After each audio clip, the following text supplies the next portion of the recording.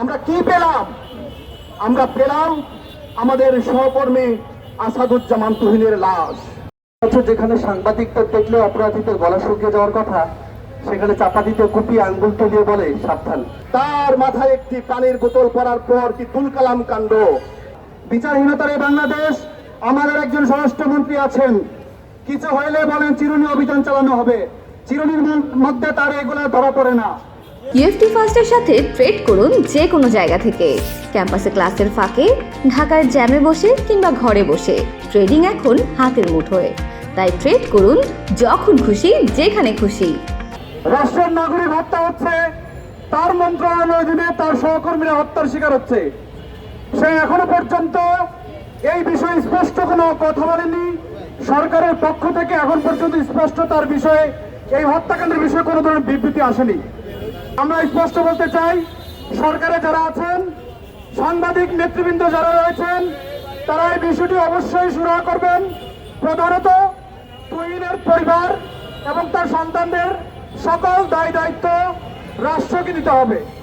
এখন আগামী 24 ঘন্টার মধ্যে যদি এই তুহিন হত্যাকাণ্ডের স্পষ্ট বিবৃতি না আসে, সকল সাংবাদিকরা নিজে তাদের কর্মসূচি ঘোষণা করবে এবং সরকারকে বাধ্য করবে এই বিষয়ে সুরাহা করার জন্য। মূলত যারা সাংবাদিকতা করে তাদের চিন্তা কেউই করে না, শুধুমাত্র সংগঠন।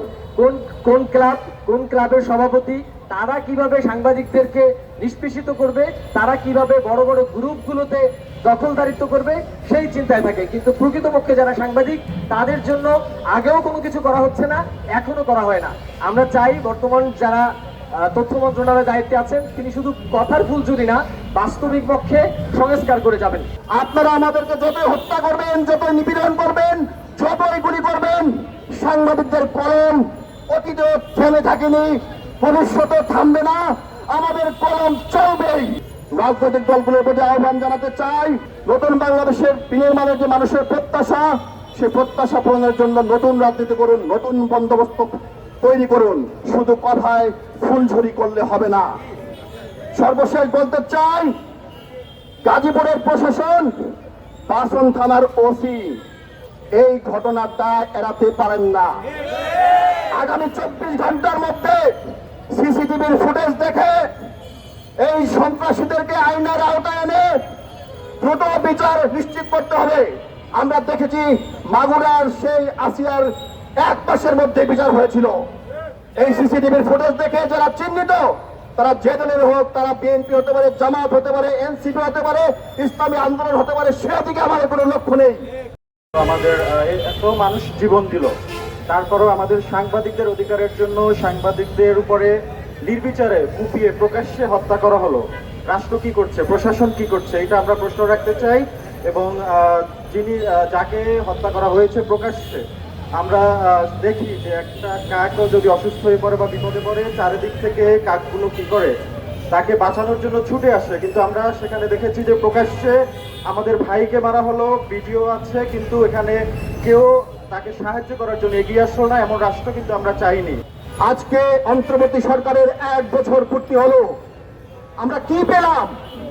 আমরা পেলাম আমাদের সহকর্মী আসাদুজ্জামান তুহিনের লাশ। এই দুঃখ কোথায় রাখি? কোথায় রাখবে দুঃখ?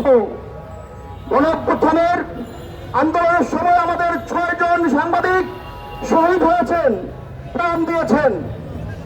তাদের প্রাণের বিনিময়ে আমরা কি একটি মুক্ত পেশা আশা করতে পারি না? দুঃখের বিষয়, যেই ছাত্র জনতার পাশে আমরা দাঁড়িয়েছিলাম, সেই ছাত্র জনতার একজন প্রতিনিধি নাহিদ ইসলাম হয়েছিলেন তথ্য উপদেষ্টা।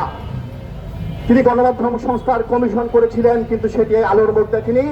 গণমাধ্যম যে হালে ছিল সেটি হয়েছে, কেবলমাত্র কিছু মানুষের ভাগ্য বদল হয়েছে। তারপরে আরেকজন মাস্টারমাইন্ড খ্যাত মাহফুজ আলম, কি দেখলাম? তার মাথায় একটি পানির বোতল পড়ার পর কি তুলকালাম কাণ্ড। কিন্তু আমার হাজারো সাংবাদিক সহকর্মী, তাদের বেতন নাই, চাকরির নিশ্চয়তা নাই, তাদের নিরাপত্তা নাই, সেই বিষয়ে কিন্তু মাহফুজ আলমদের কোনো কর্ণপাত নেই। নতুন বাংলাদেশ বিনির্মাণ করার জন্য নতুন একটি রাজনৈতিক দল তৈরি হলো, তাদের কাছে মানুষের প্রত্যাশা ছিল আমরা সবসময় আগের যে রাজনৈতিক দলগুলো রয়েছে, প্রথাগত রাজনৈতিক দলগুলো, তাদেরকে সবসময় আমরা দায়ী করি, কিন্তু নতুন বাংলাদেশের যে নতুন রাজনৈতিক দল, তারাও কিন্তু আমাদের পাশে সেভাবে দাঁড়ায়নি। আজকে সাগররণী হত্যাকাণ্ড হয়েছে, প্রায় 13টি বছর পার হয়ে গেল। 2012 সালের 11 ফেব্রুয়ারি আমাদের প্রিয় সাগররণীকে নির্মমভাবে হত্যা করেছিল। 119 বার তদন্ত প্রতিবেদন পিছিয়েছে। আমরা ভেবেছিলাম হয়তো পতিত ফ্যাসিস্ট শেখ হাসিনার আমলেই বিচার হবে না, কিন্তু আমরা কি দেখলাম? এই অন্তর্বর্তী সরকারের সময় সাগররণী হত্যার তদন্ত বারবার পিছিয়ে যাচ্ছে। আমরা কোথায় যাব, কোথায় দাঁড়াবো? প্রিয় সংবাদকর্মী ভাই বোনেরা, আমাদের নিজের অধিকার, নিজের হিস্সা নিজেদেরকে আদায় করে নিতে হবে। আমরা কারো মুখাপেক্ষী নই, আমরা কোন দলের কর্মী নই, আমরা লেজর পেতে চাই না। আমরা আমাদের ন্যায্য অধিকার চাই, আমরা আমাদের শ্রমের মূল্য চাই, আমরা আমাদের ঘামের মূল্য চাই। আমরা যদি এক থাকতে পারি, আমরা যদি একতাবদ্ধ হয়ে আমরা আমাদের অধিকার আদায়ের জন্য লড়াই করতে পারি, সংগ্রাম করতে পারি, রুটি রুজির আন্দোলনে থাকতে পারি, তাহলে আমাদের মুক্তি আসবে। অন্যথায় কারো হাত পা ভরে কারো কাছে করোনা চেয়ে কিন্তু আমাদের কোনো ধরনের মুক্তি আসবে না। যেখানে সাংবাদিকদের দেখলে অপরাধীদের গলা শুকিয়ে যাওয়ার কথা, সেখানে চাপা দিতে কুপিয়ে আঙ্গুল তুলিয়ে বলে সাবধান। যে দায়টা সরকারের, রাজনৈতিক দলের এবং সকলের। প্রত্যেকটি সরকার, প্রত্যেকটি রাজনৈতিক দল তারা চেয়েছে কণ্ঠরোধ করতে, যেখানে সাগররণী থেকে রোজিনা সকলের কণ্ঠরোধ করা হয়েছে, কাল তো নির্বাহী হলো। আসলে পরবর্তী সিরিয়াল হয়তো আমি, আপনি, আপনারা সবাই হতে পারেন। সেই জায়গা থেকে আসলে আমাদের যে দায়িত্বটা, এটা আসলে কে পালন করবে? কোন সরকার আসলে সাংবাদিকদের পিছনে যে কাজ করার কথা, অর্থাৎ সাংবাদিকদের সক্রিয়, তথ্য সক্রিয় করার যে কথা, সেটি কিন্তু কেউই রাখে না। প্রত্যেকটি রাজনৈতিক দল, প্রত্যেকটি সরকার তারা আসে, প্রতিশ্রুতি দেয় সাংবাদিকদের নিরাপত্তা নিশ্চিত করা হবে, সাংবাদিকদের জীবন মানের উন্নতি হবে, সাংবাদিকদের বেতন ভাতা উন্নতি হবে, কিন্তু এই যে সমবেদনা দেওয়ার মতো যে আশ্বাসগুলো আমরা দিয়ে আসছি, বিপদে পড়লে সেই সমবেদনা চিরকাল থেকে যায়। আসলে এই দায়কার এটা আমার জানা নেই। আমরা বরাবরই দেখছি সাংবাদিকদের সুরক্ষার জন্য সরকারের পক্ষ থেকে কোনো ধরনের ব্যবস্থা করা হয়নি। অনতিবিলম্বে সাংবাদিকদের সুরক্ষা নিশ্চিত করবেন এবং পরবর্তীতে এ ধরনের একটি ঘটনা যেন না ঘটে, সে ব্যাপারে প্রশাসন থেকে শুরু করে সরকারের সকল পর্যায়ের, বিশেষ করে আমাদের সাংবাদিক নেতাদেরকে বলবো, আপনারা রাষ্ট্রপক্ষ কিংবা দলীয় কোনো লেজুর ভিত্তি না করে সাংবাদিকদের কল্যাণে, আমাদের সহকর্মীদের সুরক্ষার জন্য আপনারা সর্বোচ্চ উদ্যোগ নিন। তুহিন ভাইকে যেভাবে প্রকাশ্যে চাপাটি দিয়ে, রামদা দিয়ে কুপিয়ে হত্যা করা হয়েছে, এটি কোনো সাধারণ ঘটনা নয়। এই চাপাটি, রামদা ছিল আওয়ামী লীগের হাতে, এই চাপাটি ছিল ছাত্রলীগের হাতে।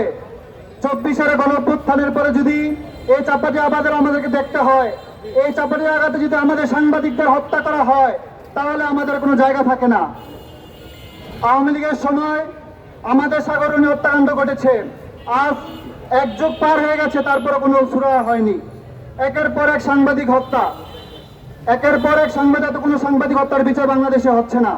বিচারহীনতার এই বাংলাদেশ, আমাদের একজন স্বরাষ্ট্রমন্ত্রী আছেন, কিছু হইলে বলেন চিরুনি অভিযান চালানো হবে, চিরুনির মধ্যে তার এগুলা ধরা পড়ে না।